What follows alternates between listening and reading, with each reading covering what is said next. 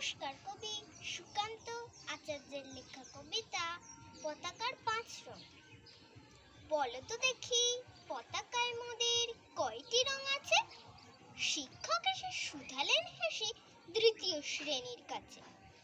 একসাথে মিলে সব ছেলে বলে চিৎকার করে জোরে, ৩টি বর্ণ রয়েছে রাঙানো জাতীয় পতাকা জুড়ে। শ্রেণীর পেছনে বেঞ্চের কোণে শিশু ছিল এক বসে। পতাকার মাঝে ৫ রং আছে, বলল সে মৃদুভাষী। কথাটা শুনে বাকি শিশুগণে হেসে খায় লুটোপুটি। শিক্ষক রেগে বলেন হেঁকে, বোঝাও কি করে ৫টি।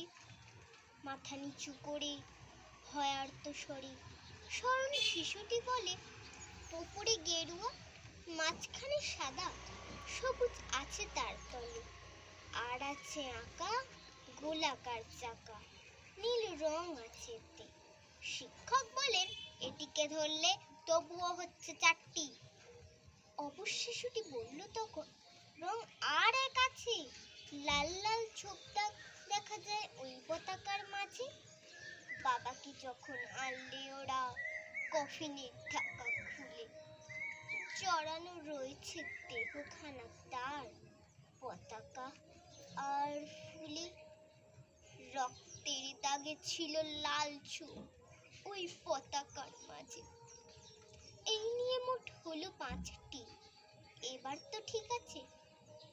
অবশ্য শিশুটির জবাবখানি কাঁপিয়ে দিল বুক, অশ্রু এলো নয়ন ভরে, শুকনো হলো মুখ।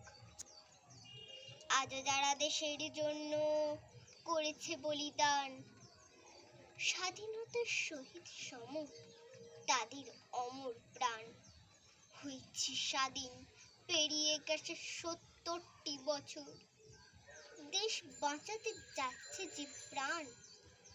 রাখছি কি তার খবর? নমস্কার।